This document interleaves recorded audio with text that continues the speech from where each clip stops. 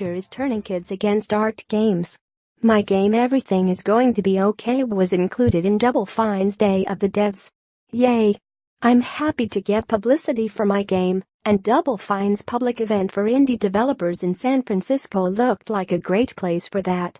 This is probably the first time, outside of E3, that this game was shown to a more consumer-based gamer crowd. People without knowledge of art games or the discourse around them.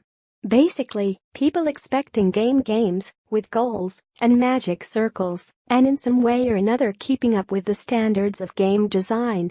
But my game, Everything Is Going to Be Okay, isn't that sort of experience. It's an interactive zine based on abstract life experiences about trauma, PTSD, and surviving difficult situations. By definition, it's interactive art that uses the game format as a way to convey these messages. It's not necessarily a game in the traditional sense. Unfortunately, my experience at Day of the Devs indicated that game culture may actually be getting more antagonistic toward alt games, and YouTubers may be at the heart of it. I had some interesting experiences at Day of the Devs. It led to me already talking the ear off a friend with my venting, but I feel like it's important to share these observations.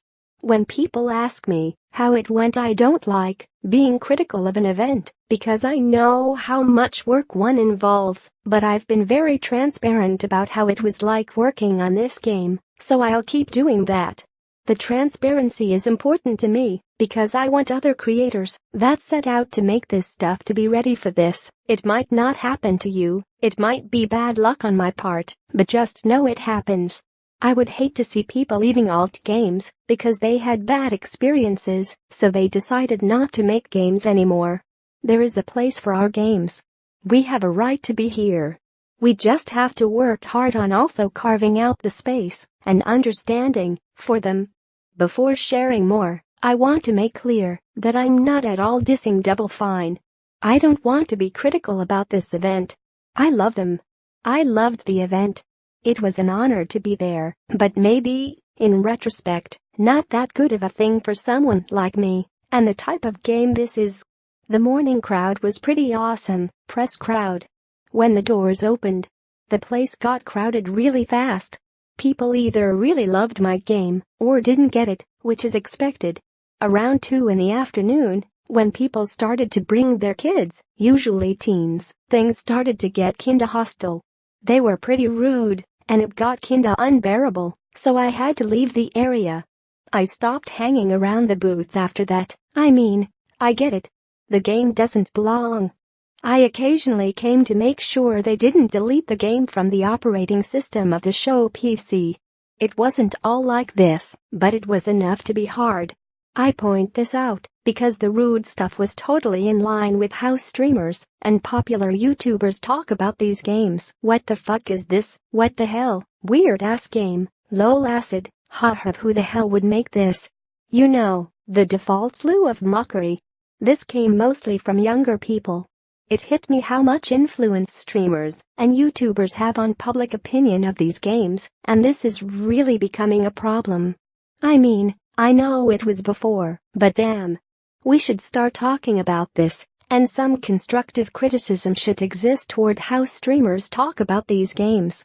I feel like this is a kind of pressure that's building, and it's becoming unbearable. It's negatively impacting how people are able to talk about art games or even be open to these more experimental interactive experiences. Screaming what the fuck and all the other standard jokes is not a good predominant attitude to propagate towards these games or their creators. I think this also damages the medium because experimental creators should not be shunned or ridiculed like this.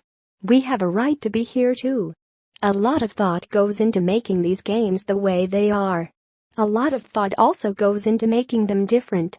Philosophies, planning, putting the art together exactly the way it is, making sure it functions in an unexpected manner. It's designed to be this. We don't just throw a bunch of bullshit together and YOLO, although yes, we do that too. Okay, guilty as charged, but still. This isn't really a game. It's art. It matters that it's different. We want it to be different.